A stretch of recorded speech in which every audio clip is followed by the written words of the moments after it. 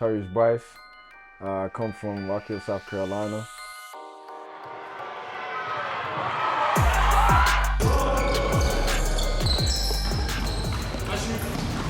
So yeah, that's pretty much it. That's the spill. I'm 26 years old and yeah, full of life. Showing everybody everything, you know what I'm saying?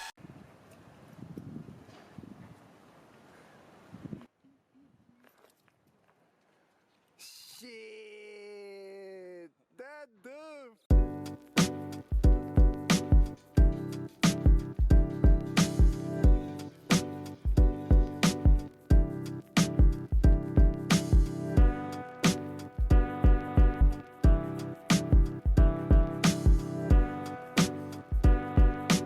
The tradition, the culture in sports is mostly we play, if you can, you play with 2 sports, 3 sports. Me, myself, I played 3. I started with basketball, of course, then I transitioned to playing football and basketball. And it's usually in 2 different seasons. They kind of overlap a little bit. Football starts in August, September area, finishes around December, November. Gets cold at the finish of the season. But after that, basketball season, the winter time. So my body's accustomed to all the painful shit. I ran track too. So I played football, played basketball, and then I ran track. I was a sprinter. I'm a fast guy. I can run a little bit. I can sprint. Can't run for a long time. That's not my strength.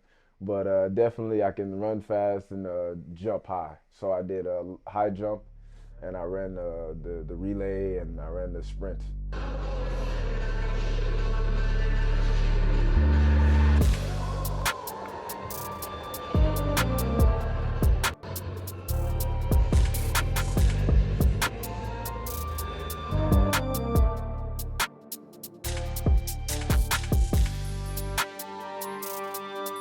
I really progressed when I started running track with mobility and speed. Not only it was just mobility, and it's a different type of training. So my body was it was changing, and that was a great thing. Progression is always the best when it comes to the body. So great thing.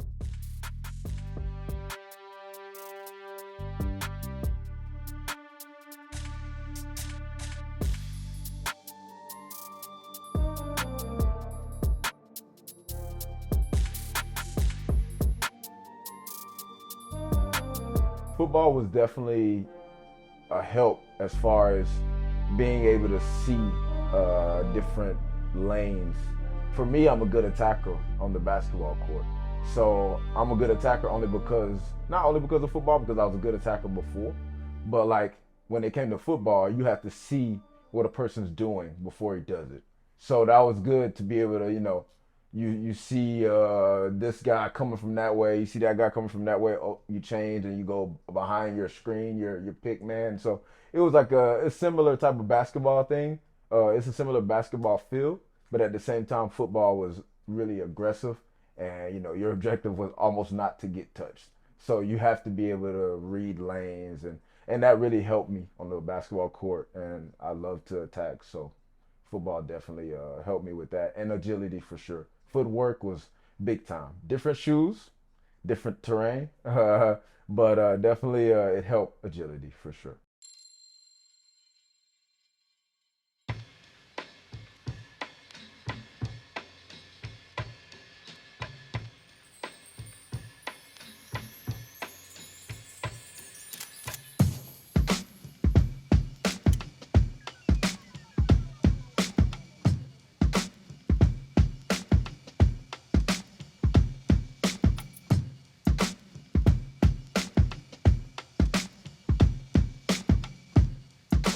A little burn, not too hard, but it's enough burn to feel that shit and warm up.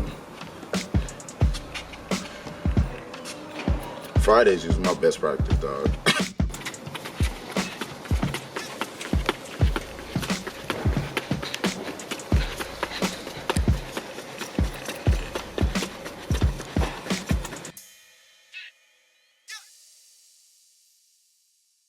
Running late. Running late. Make up the shine. I'm an athlete, it's all good.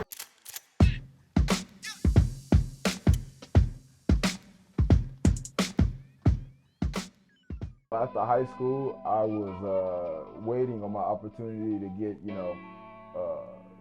the college degree, the offer, college scholarship offer for basketball. I wanted to go for basketball.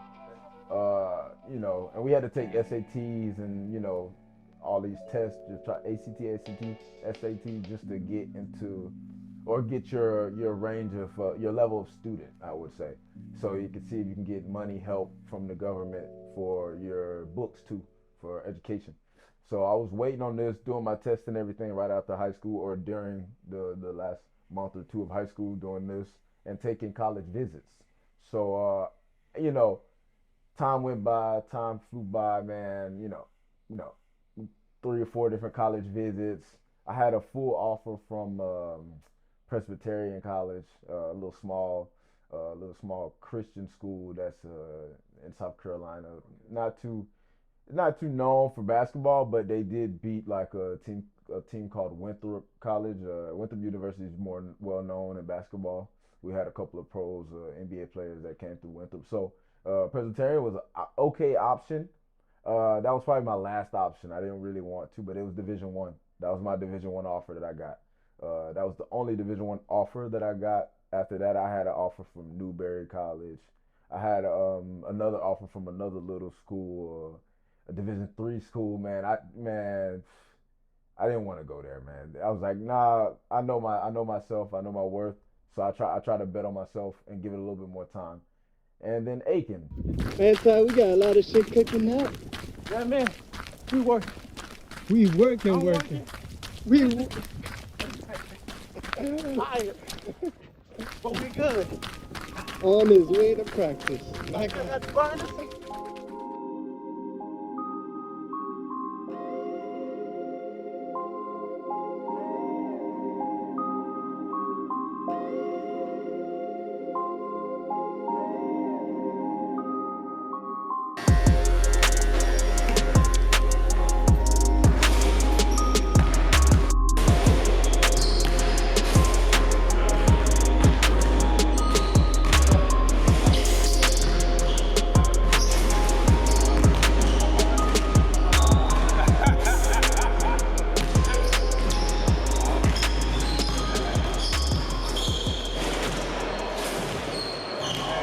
Feds watching. Be careful what you say. You got paparazzi in here.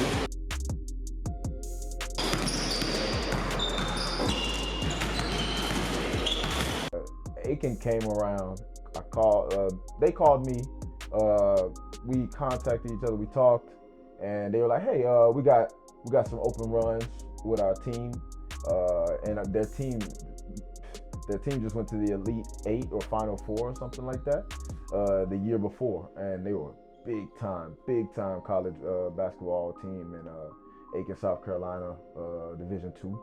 And so they went to the Final 4, whatever. They won their league easy, and they had a lot of players. They had a couple guys that were trying to go NBA and stuff like this. They had some good level competition, right? Good level guys, good level players. And they called me. They said, "Hey, we're gonna do this open run. Come hoop with the guys and take a visit." First thing first, took a visit. I liked the school. It was, it was in the country. It was in the South. It was in South Carolina. South Carolina is mostly country. Let's be honest. But it was cool. It was like isolated. Everything you needed was in that little city. They took me to Firehouse Subs. I don't know if you know Firehouse Subs. They took me to Firehouse Subs. I fell in love with it because we didn't have Firehouse Subs where I'm from. And I was like, that's kind of funny. They had some different type of food. It was cool. The food, the culture in Aiken was real homey. You know what I'm saying? Like, honestly, I loved Aiken. If I could have stayed there 4 years, I would have been all right. But the gym was magnificent, man. The gym was amazing. Aiken, best gym ever. So this is where I ended up. They hit me up. I went to the open run, did the visit, walked around, went to eat or whatever. Then we went to play on the hoop. And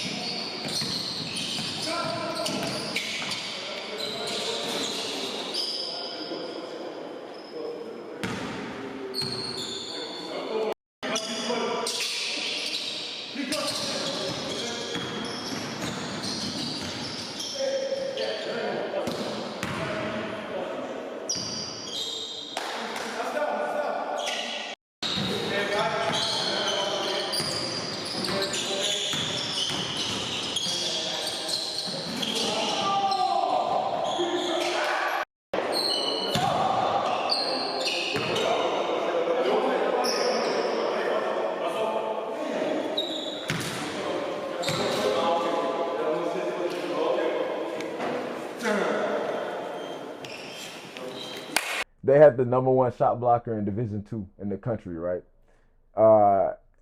And me, he's like 6'10", long arms, big guy. He's like, imagine he was almost like a Rudy Gobert almost. Like he was a little bit thin. He was more thin. Rudy is a little bit bigger, a little bit stronger. Of course, he's an NBA, but this guy, Division II, long arms, big body, tall, long arms, lengthy player, block everything. So we in a 2-on-1 fast break. Big man didn't get back. Yeah. He was in the middle of the court. We got a steal. I'm playing 2-on-1 with the 2 guard, the best shooter in the country as well. He passed me the ball. I see the big man trying to go to the rim, so I'm like, let me beat him to the rim. I don't know what happened. I don't know why. In my head, man, you know me, I'm 5'9". I'm not that tall, right? This guy's 6'10". He's a whole foot higher than me. So I'm like, all right, I gotta go with the thunder. I jumped and my legs took me. I tried to dunk on this guy. He tried to block it, and I just missed the dunk. Like he missed the ball, I just missed the dunk. I was like, if I would have did that, dunked on the best shot blocker in the country, that would have been. But I didn't make it. But the coaches and all the players were like, "What? Like nobody does that. Like that's not something a 5'9", 5'10" guy would do." And they were like, "Man, look." And I played well. I played against one of the best point guards in the country too. Their team had the best shooter in the country. Shooter was shooting 45% from the 3. Shot blocker in the country, best shot blocker. And then they had the point guard who made no errors. Leader, made no errors. It defends. So like a great team. And I played against the #1, the point guard, and we were battling, man. I was holding my own. He was making good plays, little assists and everything, making some pull-ups. He did his thing. He's not a shooter, 3-point shooter, but we were battling, man. And I was making some plays, making some shots, but like it was mostly just the way I was playing. I was just playing like I belonged. I showed that I could play. And the coach said, "Hey, look, we did a little quick talk with the players, man, and we want to offer you." They said, "Look," and I trust and I hold my players accountable for giving me good advice. And he asked the point guard already, and the point guard told him, this guy's gonna be an All-American one day. Take him. He's got a lot of potential, and he works. He's playing hard, and he's athletic as I don't know what. So take him. You can't go wrong with him. So the coach said, "Look, I heard them, and I saw you, and I agree with them, and you seem like a good kid, come from a good family and everything." And he offered me on the spot. He offered me when I was there, and he was like, "Yeah, you got a week to decide." Yeah. They gave me a week to decide. So I went home, called a couple other colleges, just to see if I had another option. And I was meant to go there. So nothing else came up. Funny story about that. Nothing else came up, and then I said yeah. 5 days in.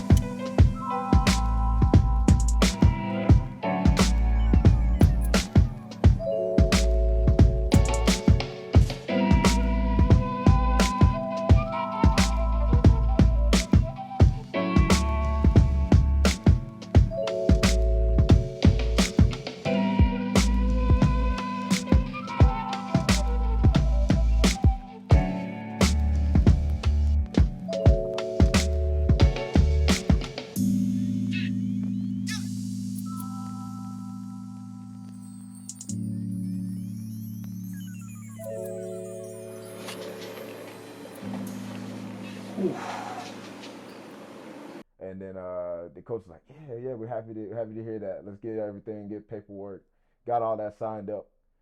George Mason, D1, they hit me up a week later.